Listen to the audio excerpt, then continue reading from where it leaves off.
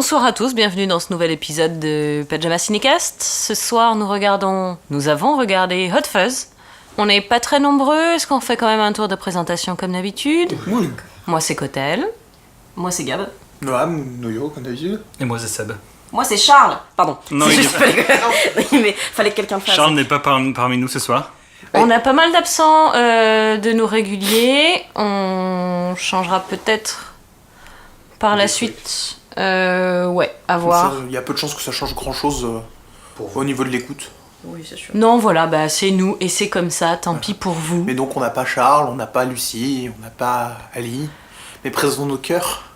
Ouais, voilà. Non, c'est des connards, on les aime pas. C'est Ali qui avait choisi le film, mais du coup, il est au travail. Et c'est important de gagner des sous. Oui. Ouais, victime du capitalisme. God rest them. God rest their soul. Ce soir, on a regardé Hot Fuzz d'Edgar Wright, un film de 2006. Donc c'est le film qu'il a fait avant, juste avant. C'est le... Scott Pilgrim qu'on avait déjà. C'est le deuxième de parlé. la trilogie Cornetto, comme on l'appelle, il me semble, Exactement. juste après Boba Hotep. Non, Shaun of the Dead. Shaun of the Dead. Bubba Hotep, c'est un autre film. Qui est dans la boîte, qu'on regardera probablement un jour. Qui est pas d'Edgar Wright, qui est de Non, Don mais Coscarelli. il parle de zombies, alors j'ai confondu Oui, avec Shaun of d'accord. the Dead parce que ils sont rangés dans le même endroit dans ma tête de films de zombies dont je ne sais pas quoi faire. Bubba Hotep, c'est un film de zombies dans une maison de retraite. Et il y a une momie. Et je ne sais pas quoi en faire. Ah oui. Bah, on verra ça plus tard. Voilà, Hot Fuzz pour résumer, c'est British, la cité de la peur. Oui, hot take. C'était donc le deuxième film d'Edgar Wright qu'on voyait. Qui l'avait déjà vu? Alors Et on c'était l'avait donc, tous dans main. sauf tout le moi, monde l'avait vu. moi c'était la première fois. Tout Ouais. le monde sauf Et j'ai bien ri.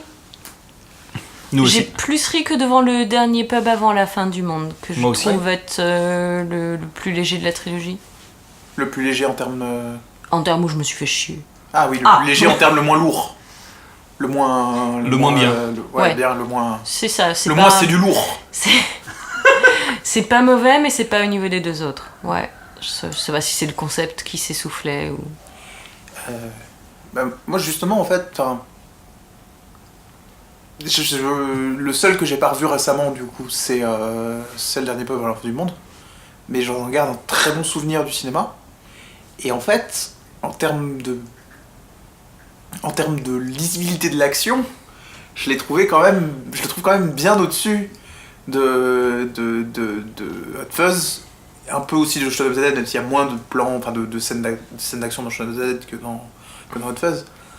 Et en fait, on sent qu'il y a eu, pour moi, dans la façon dont Edgar Wright a filmé les scènes d'action, il y a un avant et un après Scott Pilgrim, et qu'on voit clairement que dans Hot Fuzz, c'est avant Scott Pilgrim. Les plans d'action sont beaucoup plus shaky, sont beaucoup moins longs, beaucoup plus cuts. Et moi, c'est le seul truc qui m'a... Enfin, c'est pas le seul truc qui me pose problème qui pourrait me poser problème dans Hot Fuzz, mais c'est un truc qui, là, m'a un peu posé problème, dans le sens où il y a quelques trucs que c'est après que la scène ait eu lieu, où je me dis « Eh, mais ça, c'était rigolo !» Genre, à un moment donné, il fait un combat d'épée avec un vieux. « Eh, c'est rigolo, c'est un combat d'épée alors qu'ils viennent de faire des gunfights dans tous les sens, et c'est des combats d'escrime et tout. Mais il a fallu comprendre une demi-seconde d'après que le combat d'épée soit fini que c'était un combat d'épée, quoi. L'action est pas très lisible en effet, mais ouais, je pense que c'est surtout en référence à tous ces films d'action des années 90, 2000. Ils citent Point Break, Bad Boys 2 et tout ça. Et quand on s'inspire de Michael Bay, on fait pas des films d'action lisibles en fait. C'est frénétique. C'est frénétique et c'est vrai que c'est un buddy cop movie qui respecte plus ou moins les codes du genre, qui les mélange aussi avec le côté village mystérieux et conspiration globale. Oui, c'est très chouette. Il y a plein de références à plein de films, plein de foreshadowing dans tous les sens. Oui. Ça c'est très bien amené. Oui. Ouais, c'est vrai que pour le coup, effectivement, les scènes d'action sont sympas sans plus, mais c'est vrai que pour le coup, c'est vraiment l'écriture qui est, je trouve, le point fort du film. Oui, C'est le jeu d'acteur parce qu'il... c'est sans doute le film le mieux écrit de la trilogie Cornetto, effectivement. Et il est très drôle. Les gags sont très bien amenés, ils sont très bien trouvés, enfin c'est très chouette. On n'a pas grand chose à dire en fait, parce que Ouais. juste, il est cool et on a rigolé, et voilà. Qu'est-ce qui pourrait être ajouté? Si, on a trouvé que ça allait même peut-être un peu plus loin que le buddy cop movie de base, dans le sens où c'était sur certaines scènes limite une comédie romantique. Les codes sont quasiment empruntés plus à la romance. Ouais. Alors c'est vrai que dans le buddy cop movie, l'amitié entre les deux partenaires est toujours très forte et très virile, mais très intense. Là, ils ont juste oublié le côté no homo du truc. Ouais. Il y a pas une seule once de no homo dans tout ça. Ils Ouais. s'offrent des fleurs, ils parlent de leurs plantes, ils font des trucs mignons, ils s'endorment devant des films ensemble, c'est très mignon. Oui, Et- c'est très chou. Et même dans l'écriture, c'est-à-dire que l'ex de Nicolas Nicolas Simon Angel, Pegg. donc Simon Pegg, elle dit qu'il ne pourra changer que s'il trouve une personne à qui il tient plus que de travailler dans la police. Et il se trouve que le moment où il commence à être un peu plus relax et à changer et à commencer à boire et à changer un petit peu de comportement, c'est le moment où il commence à s'entendre énormément avec le personnage de Nick Frost. Et enfin, c'est très gai. C'est très gai. Et je me demande à quel point ça fait écho. Parce que Simon Pegg a coécrit le film. Je me demande à quel point ça fait écho avec la vraie amitié entre Simon Pegg et Nick Frost. Mais ça, ce sont les questions que moi je me pose. Non, c'est une bonne question. Ils ont une longue amitié, en même temps ils ont bossé ensemble depuis Spaced, et voire peut-être même avant, C'est vrai. sur plein de films, de projets d'Edgar Wright, même sans lui. C'est pas tout. Peut-être qu'on sait pas tout en effet. Peut-être Spaced, c'est vachement bien. Regardez Spaced. Il y a beaucoup d'acteurs de Spaced qu'on retrouve d'ailleurs dans C'est vrai. tous C'est- les films d'Edgar Wright. C'est une série à propos de personnes qui font croire qu'elles sont en couple pour louer un appartement. Pour le coup. Moi, un truc que j'aime beaucoup aussi, c'est dans l'esthétique du film, c'est le côté très très très très très british. Parce que je sais pas, c'est un truc qui me parle moi. Oui, visuellement c'est un film extrêmement british, et tout ce qui est dans le montage, dans l'action et tout, ça fait film d'action américain. Donc C'est volontaire. du coup c'est très le contraste est très violent, ce qui est complètement volontaire, et ça rajoute en fait à toute l'ambiance grand guignolesque. Oui, c'est Notre- c'est ça. Oh, Guinness Non. En Notre roman réalité, préféré. voilà, c'est ça, c'est Michael Bay qui adapte un roman d'Agatha Christie. Oui, après, effectivement, oui, bah, tu t'as dit que c'était British, la Cité de la Peur, et effectivement, ça fait penser à la Cité de la Peur. En tout cas, le début fait beaucoup penser Le à la début, Cité de c'est la vrai Peur. que les premiers meurtres, puisqu'il va s'agir, il s'agit d'un officier de police débarqué de Londres, qui débarque dans une petite ville où soi-disant il ne se passe jamais rien, et tout à coup beaucoup d'accidents accidentels de façon coïncidente se produisent. Et oui, les premiers meurtres ont un côté très la Cité de la Peur, attention ça va trancher.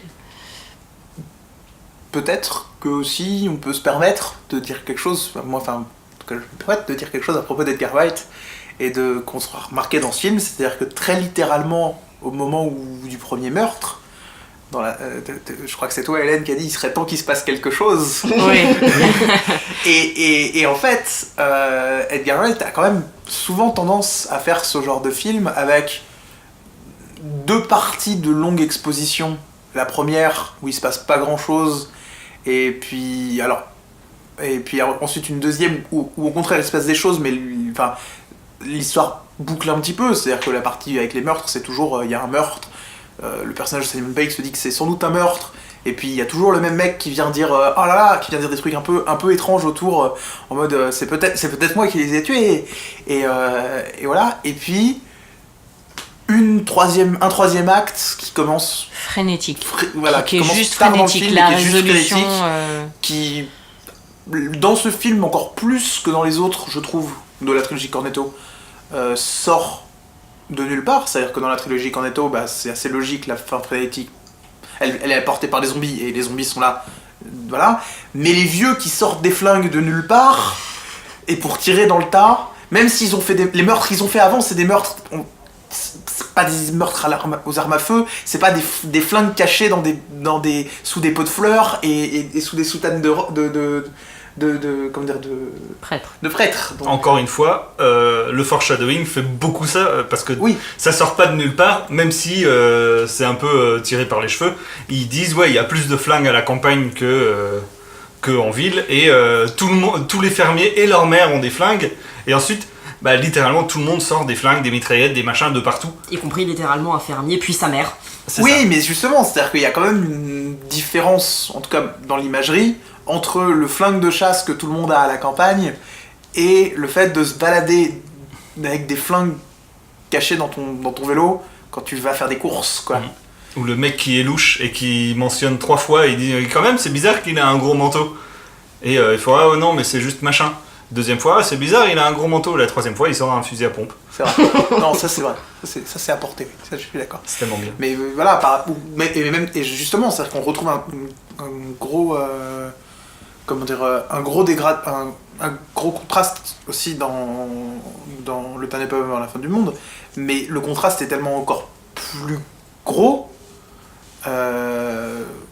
Est-ce que ça se fait de spoiler un autre film de la trilogie Ouais, Cornetto, on s'en fout. vu qu'à la J'ai fin vu que c'est... celui-là, moi, donc. T'as vu que celui-là? Bon, T'as bah, vu que alors, Hot Fuzz on Hot coupera. Fuzz. Ah, bah Ok, on bah, va rien dire. Je vais pas dire, vu qu'il y a des gens que je vais spoiler directement dans la salle. Mais en gros, le contraste est encore plus gros dans Le Dernier Peuple à la fin du monde. Vrai. Mais il est tellement plus gros que pour moi, ça sort pas. Enfin, ça sort. C'est pas étrange. Dans le sens où. Ah, là, t'es en mode ah bah oui, pourquoi pas. Oui, il y avait aucune façon de l'annoncer. C'est ça. Alors que de le dans Hot foreshadowing. Fuzz, j'aurais bien aimé, mais après ça aurait sans doute entaché un petit peu la fin, et surtout ça aurait sans doute rendu les deux flics qui courent partout en tirant sur tout le monde encore plus violents que ça n'est. Mais j'aurais bien aimé que ce soit juste des vieux avec des fusils de chasse et des fourches à la fin, quoi. Il y a un côté très cartoonesque au final, donc je pense pas que tout soit fait pour être très réaliste. Je veux dire, notre personnage de parfait Mac parfait qui est tellement bon que plus personne n'en veut. Il y a quand même des choses qui sont très caricaturales. Donc, Et ça se moque pas qu'un petit peu de la police. oui, notamment. Ouais, donc au final, c'est pas très grave. Mais c'est vrai que même si on s'ennuie pas, l'exposition prend son temps. Peut-être qu'on a plus l'habitude. Bah, c'est ça, et je Peut-être que c'est pour ça. trouve pas spécialement que ce soit un défaut. Enfin, je me suis pas ennuyée pendant l'exposition. Il était temps que ça se finisse quand même. Elle est bien rythmée et bien construite, Oui. et elle prend son temps pour bien expliquer les personnages, mettre en place tous les détails qui vont venir après. C'est vrai que Du coup, ça prend du temps. ça prend du temps. Après, moi, ça me dérange pas non plus. J'aime bien les films d'exposition. Les Mais trucs c'était comme la ça. première fois que je le voyais très souvent. La première fois que je vois un film, j'ai aucune idée du... J'aime pas voir un film pour la première fois quasiment. J'aime bien le voir la deuxième fois quand je sais exactement quand les choses vont se placer et à quel point je vais être obligée d'avoir de l'attention ou si je peux laisser mon esprit rêvasser pendant cette scène qui ne sert à rien. Ça me l'a fait devant The Last Jedi, que Oui. j'ai retrouvé meilleur à la revue parce que j'étais pas en train de me demander pourquoi le rythme était dans tous les sens. Et j'ai souvent un problème avec le rythme des films. Mm. Du coup, j'aime bien les voir. Je les apprécie souvent plus la deuxième fois à cause de ça. Qu'est-ce qu'on regarde dans 2 semaines? Je peux tirer? Qu'est-ce qu'on regarde dans 2 semaines Qu'est-ce Alors. qu'on regarde dans 2 semaines? Qu'est-ce qu'on regarde dans 2 semaines Qu'est-ce qu'on regarde dans 2 semaines? Qu'est-ce qu'on regarde dans 2 Qu'est-ce qu'on regarde semaines dans 2 semaines. Oh là là, mais qu'est-ce qu'on va regarder dans Alors, 2 attends. semaines Dis-moi, qu'est-ce qu'on va regarder dans 2 semaines? Ah ouais, raconte-nous, qu'est-ce qu'on va regarder dans 2 semaines Je suis sur le point de vous dire, fermez vos gueules. Désolée. Quoi? Oh. Oh, les aventures de Buckaroo Banzai à travers la 8ème dimension! Qu'est-ce que quoi? Qu'est-ce que... What? Les aventures de Buckaroo Banzai à travers la 8ème dimension! C'est un des tout premiers films qu'on a vu avec Lise. Oh. Elle me l'a montré aussi et je suis presque bah sûr oui. que c'est elle qui l'a mis dans la boîte. Oui, je suis presque sûre que c'est elle qui l'a mis dans la boîte. Ça Donc va être voilà, un dans grand 2 moment. semaines pour les aventures de Buckaroo Banzai à travers la 8ème dimension.